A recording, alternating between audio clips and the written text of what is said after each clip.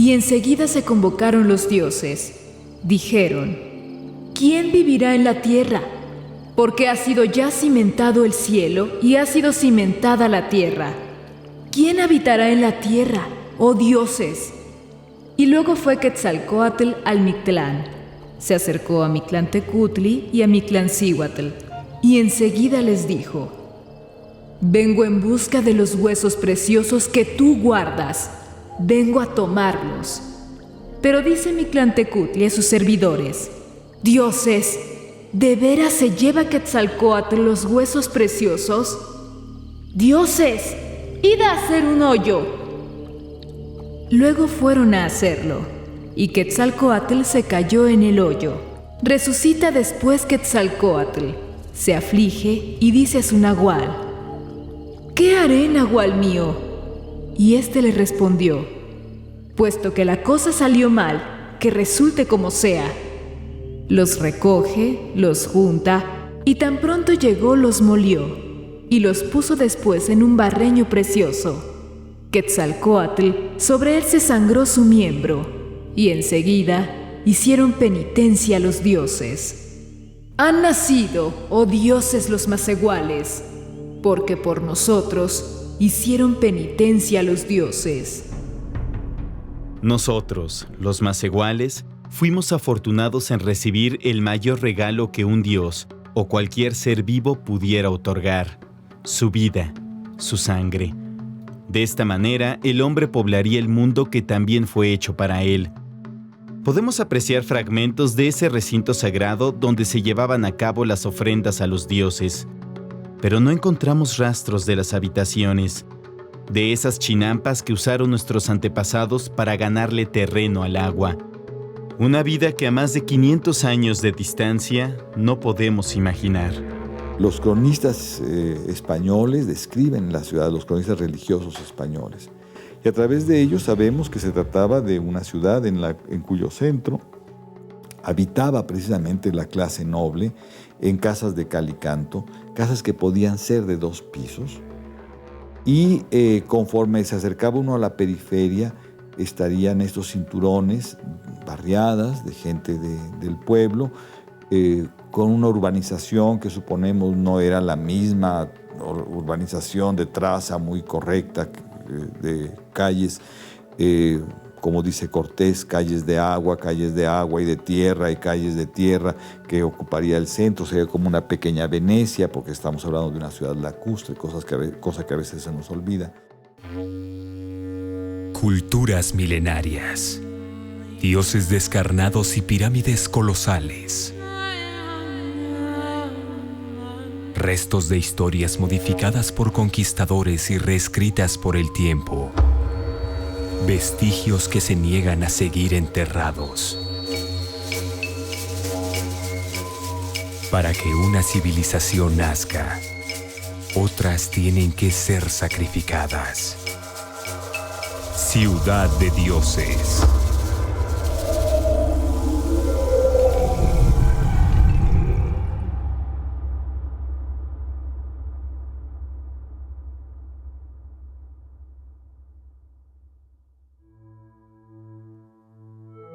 Huitzilopochtli decidió que su ciudad, su hogar, México Tenochtitlan, fuera construida desde sus humildes orígenes hasta la gloria presenciada por hombres montados en enormes venados como una imagen del cosmos, el punto de inicio del universo.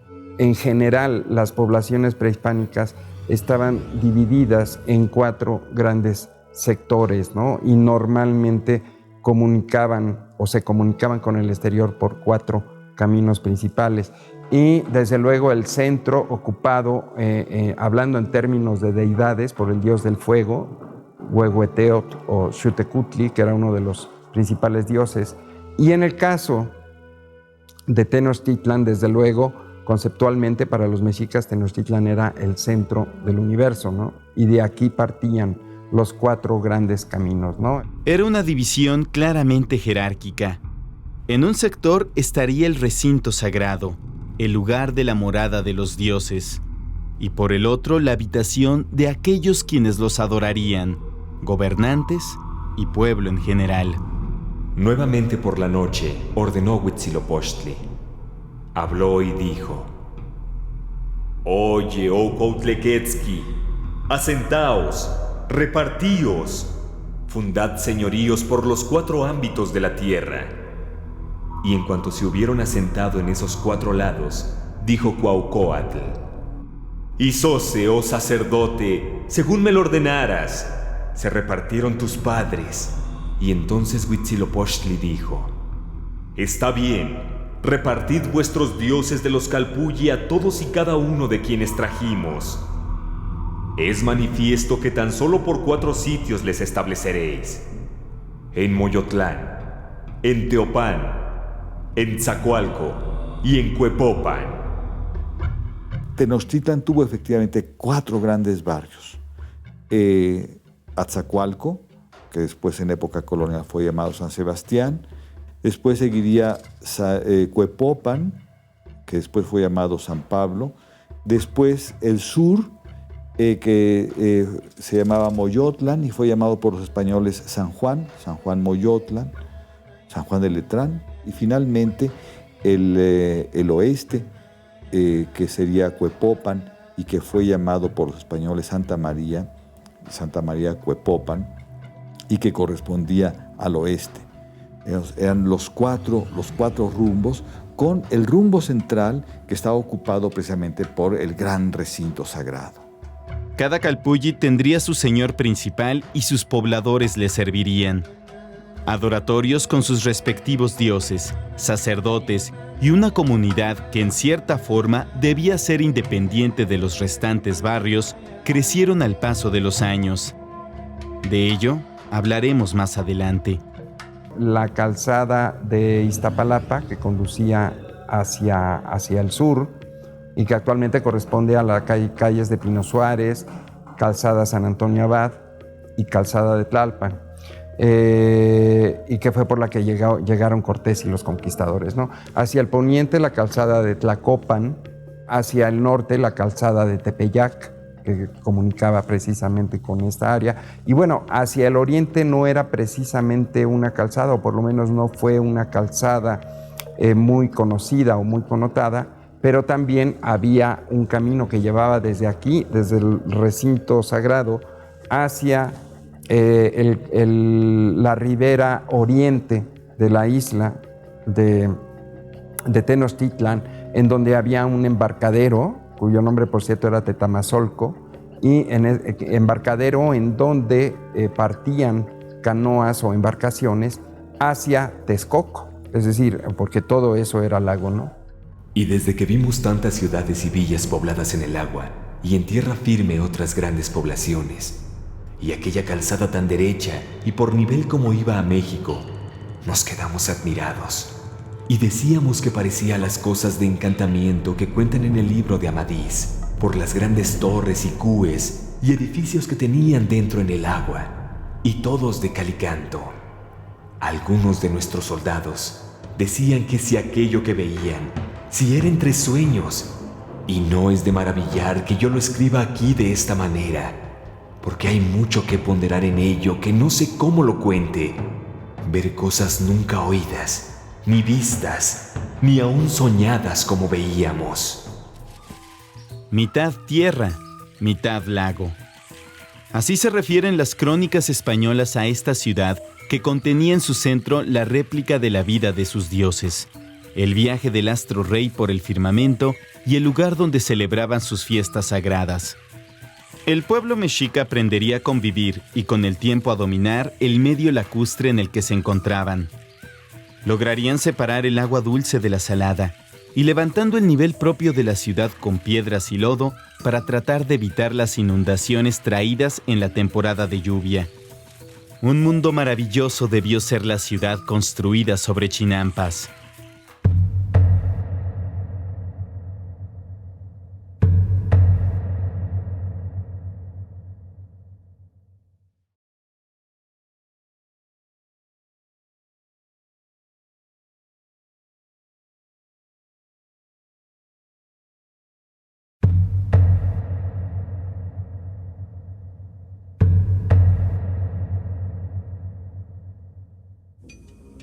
Las chinampas, esto que quizás ahora relacionamos casi necesariamente con campos de cultivo, ¿no? Y con Xochimilco. Bueno, en realidad podemos decir que la chinampa era una técnica constructiva, era una forma de ganarle terreno al lago, por decirlo así. Bueno, la construcción de la chinampa, hasta donde se ha estudiado, es hincar 4 pilotes hasta el fondo del lago y luego tender, usándolos como ángulos, como las puntas de los ángulos, tender de uno a otro, pues con varas, con petates grotescos, no finos, hacer una especie de corral, y entonces se va depositando ahí cieno, se van depositando céspedes, se va depositando tierra, hasta el momento en el que la chinampa puede soportar el peso de un hombre.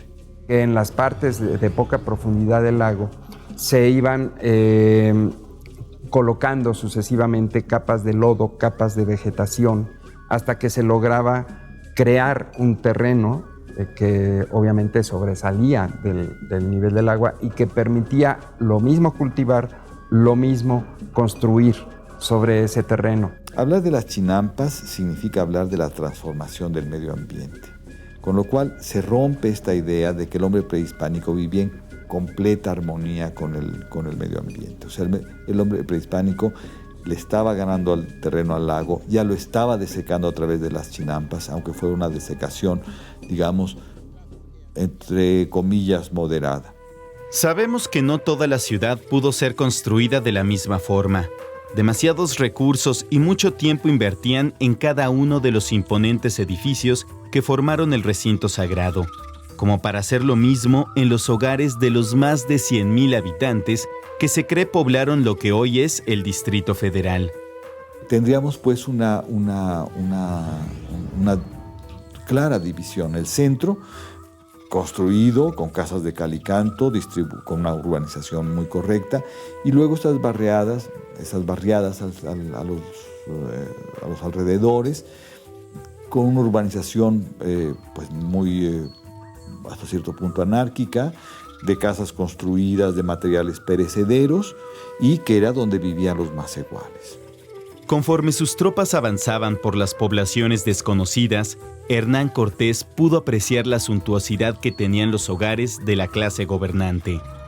Hay en esta gran ciudad muchas casas muy buenas y muy grandes, y la causa de haber tantas casas principales es que todos los señores de la tierra, vasallos del dicho Mutexuma, tienen sus casas en la dicha ciudad y residen en ella cierto tiempo del año.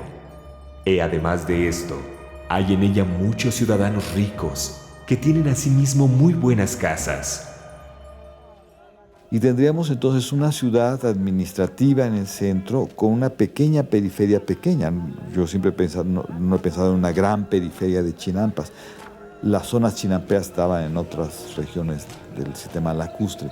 Una zona chinampera en donde vivían macehuales y en donde pues, podrían cultivarse un poco de maíz, y habría árboles frutales, pequeñas huertas.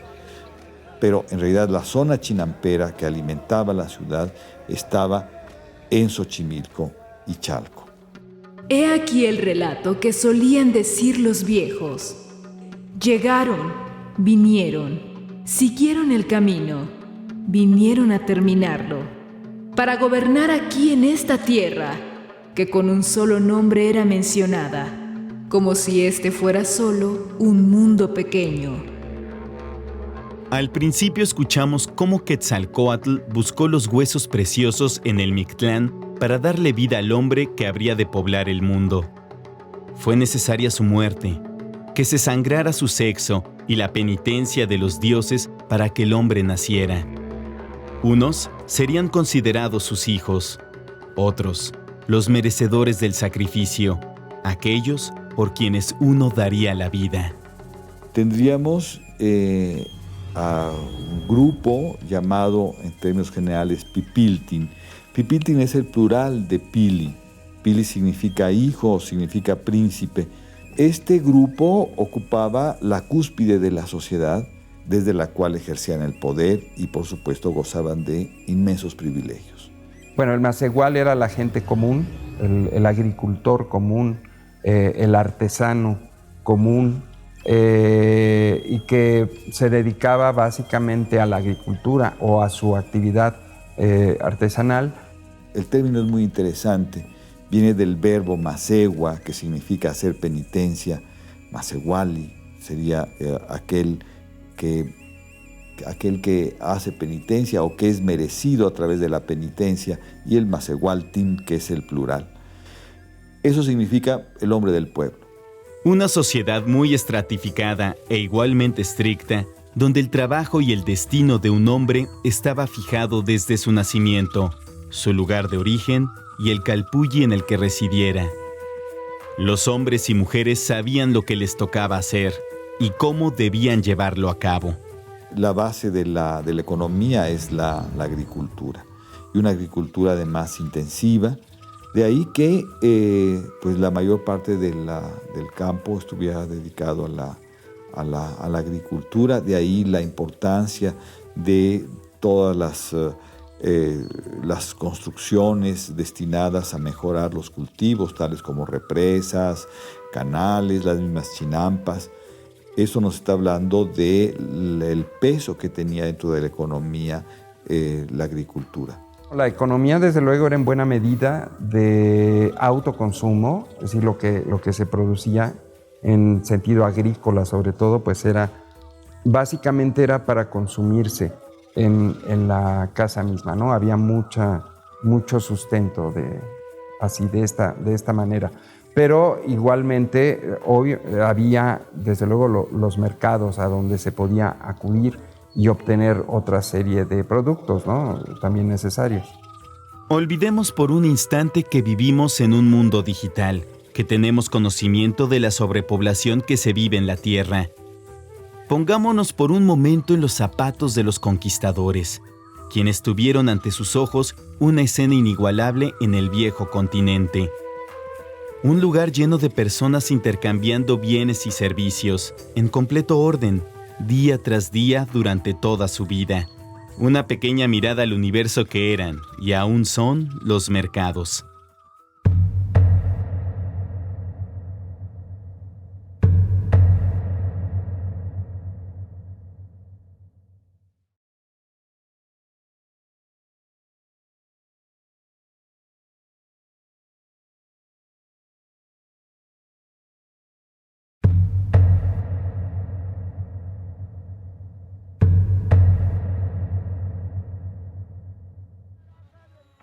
Un mercado muy ordenado, un mercado, dice Bernal, que ahí concurrirían, si no me equivoco con la cifra, alrededor de 60,000 personas que compraban y vendían. Esto nos explica de verdad la sorpresa de los conquistadores ante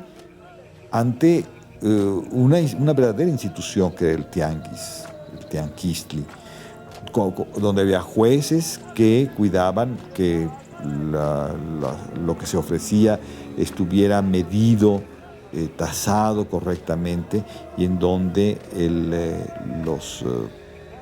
llamémosle precios, esto es, el costo convenido en la transacción, no se excediera. Tiene otra plaza tan grande como 2 veces la de la ciudad de Salamanca, donde hay cotidianamente arriba de 60,000 ánimas comprando y vendiendo. Objetos que iban desde los bienes de consumo inmediato, esto es maíz, frijol, calabaza, chile, pasando por las medicinas, hasta llegar a bienes suntuarios como podrían ser las pieles de animales exóticos o la pluma que seguramente compraban o adquirían de alguna manera los artesanos para fabricar los tapetes de plumas que solían hacer. En una sociedad con claras diferencias, cuyos roles eran asignados con precisión a cada miembro de la misma, es lógico pensar que para sus hijos, quienes habrían de gobernarlos en un futuro y los que pelearían las batallas y sembrarían la tierra, tenían preparado su camino con antelación. No había forma de escapar al destino de ser hijo de nobles, de ser un masehual. No era tan malo. El futuro lo tenían asegurado desde el vientre materno.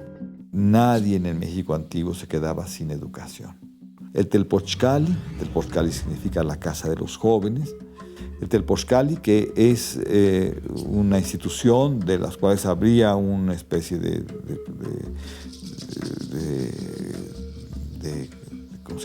colegio en cada una de los calpulli, y en donde concurrían los jóvenes del pueblo. Ahí aprendían a sembrar, aprendían a construir chinampas, muros de contención, en fin, trabajaban la tierra, aprendían también el arte de las armas, aprendían a bailar y a cantar, y pues iban a sus casas a dormir. Eran colegios de entrada por salida. Se les enseñaba con esmero a hablar bien. Se les enseñaban los cantares, los que se decían cantares divinos siguiendo los códices. Y se les enseñaba también con cuidado la cuenta de los días, el libro de los sueños y el libro de los años. Cosa diferente era el Calmecac. Calmecac significa en la hilera de las casas, viene de Cali, casa, Meca, Mecatl, Mecate, y la C locativa, en la hilera de las casas. El Calmecac era una educación muy rígida. Los aprendían a leer los códices, aprendían a pintarlos, aprendían mucho de religión, aprendían en suma cómo administrar. Y de ahí salían entonces quienes iban a casar, iban a ser gobernantes, y quienes iban a dedicar al sacerdocio. Digamos que el principio del Calmecac sería dominarse a sí mismos. El control lo era todo en el mundo mesoamericano. Conocer el movimiento del sol, de las estrellas, reproducir el universo en sus ciudades. El hombre, ya fuera noble o miembro del pueblo, tenía claro lo que debía hacer. ¿Y las mujeres mexicas? ¿Dónde las encontramos en esta historia? En el caso de la mujer masehual, es muy posible que esa educación se diera en el seno del hogar. Para las mujeres nobles sí existiría, dice Durán, es el que dice que habría especies de monasterios en donde se formaban y de donde salían para casarse. Obviamente la tierra, para no ir más lejos, se concebía como una mujer finalmente, como generadora de vida y también como devoradora de la vida, ¿no? Hay que decirlo. Aquí estás, mi hijita, mi plumaje de quetzal, la nacida de mí. Tú eres mi sangre, mi color, en ti está mi imagen. Has nacido. Te ha enviado a la tierra el Señor nuestro, el dueño de la cerca y el junco, el inventor de los hombres. Ahora que ya miras por ti misma, date cuenta, no hay alegría, no hay felicidad. Hay angustia, preocupación, cansancio. Aquí en la tierra es lugar de mucho llanto. Llama la atención, por ejemplo, que cuando se reivindica a la mujer, se le reivindica, digamos, lo más honorífico para una mujer es morir en el parto. Y se le identifica como una mujer guerrera. O sea, es una mujer cuyo comportamiento en el parto ha sido varonil. Y es por eso que va a acompañar al sol en su recorrido desde el cenit hasta el ocaso. El hombre era el que salía a hacer la guerra. Normalmente el que salía a cultivar era el que se movía, ¿no? La mujer permanecía quieta, estable en su casa junto al fogón, ¿no? Entonces era más bien una concepción, si hay que decirlo, o se diría en términos contemporáneos machista de la ciudad. Pues sí, desde luego sí lo eran. Una sociedad muy estricta, una sociedad en la que si se era noble, se vivía como noble, se vestía como noble, se comía como noble, se vivía en casas como noble. Y si se era más igual, se vestía uno como más igual, comía como más igual, vivía en casas para más igual. El hombre maduro, corazón firme como la piedra, corazón resistente como el tronco de un árbol, rostro sabio, dueño de un rostro y un corazón hábil y comprensivo. La mujer ya lograda, en la que se ponen los ojos, la femineidad está en su rostro.